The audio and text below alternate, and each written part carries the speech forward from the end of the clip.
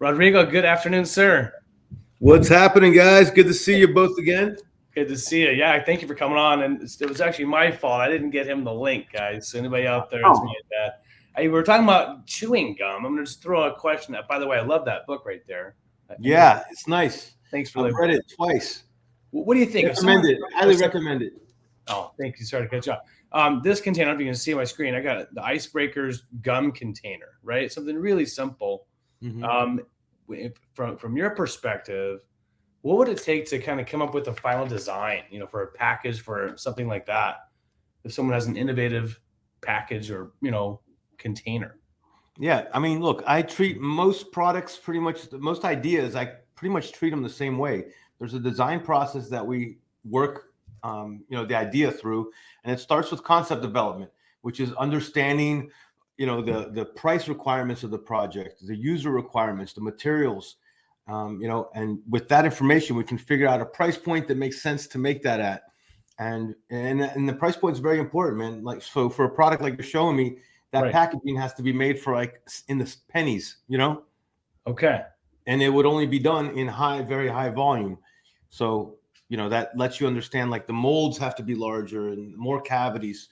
The cheaper the product, the more fast you have to be able to make the parts, like spit them out quickly. But the idea is to really sketch out the concept. We do the research first, see what the competitions do. Like what does the competition look like, right? So we get a good analysis of your landscape, and then from there we can say, okay, well, these guys are doing very square things, but these guys are doing something cool, and but maybe we can do something a little bit different. So we want to start looking for the angles that haven't been done already, because if somebody's doing something that's round and somebody that's square, I mean, well, okay, well, what else can we, there's a million different shapes we can come up with. We don't have to make the exact same thing that somebody else is making, I love that. Okay, so you're not just taking what your customers give you and just going and building it. There is that, hey, let's look at the market. Let's look at the competitor. I love that. Look, JD, there are some clients that, are very particular and they want things in exactly a certain way, and we can do that. That's not a problem. But the value that I bring really comes in helping the person understand, okay, I shouldn't do it this way because it's going to cost me twice as much later in tooling, right? Yep. And really we're thinking all the time about how can it be manufactured at the price point that's going to allow them to make the maximum amount of margins that they need, so that they can come back to us again and we can repeat it on another product.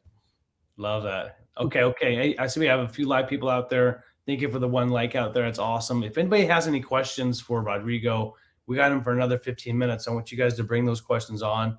He's here to answer anything related to design, product design, manufacturing, it sounds like, as well. I put the title up there, top 3 tips. If you could just off the top of your head, I don't give you any warning. Okay. For someone getting into this for the first time, what should they be thinking about? I mean, the first thing you want to do is you want to write the idea down. You want to sketch it out. I typically, so number one, sketch it out and draw it out, right, to the best of your ability. You don't have to be a Da Vinci or anything, but you should be able to just rough it out, a sketch, so that everybody can understand, so you can start understanding the product better, right? Yep. So you don't need to go build it necessarily. Just go get it on paper, pen and paper. Get it on paper, because it starts becoming more real as you first put it on paper. Or also, it's just, I had a podcast that I spoke with somebody the other day, today actually, and Cody, who's working on a product called Inventor, and he came up with this idea 21 years ago. And sometimes you don't have the means to do these things for a while, and an idea is sitting there, and he went and every time he went to Home Depot, he kept being reminded of his idea. So, eventually he did it, man. But it starts with drawing it out, writing it out, and that creates intent, and that creates, energy being dedicated towards that idea. Now it's something that could be real, right? Now it's not just a thought anymore, So that's the first thing. Write it down, sketch it out to the best of your ability. Number 2, do a quick Google patent search. I usually like to recommend they do that just to get an idea. That being said, there's no way that an average person can do the same quality of patent search as a trained professional, right? But I do think it's important to at least have a general idea of what they can find, what they see on, what's your competition look like patent wise.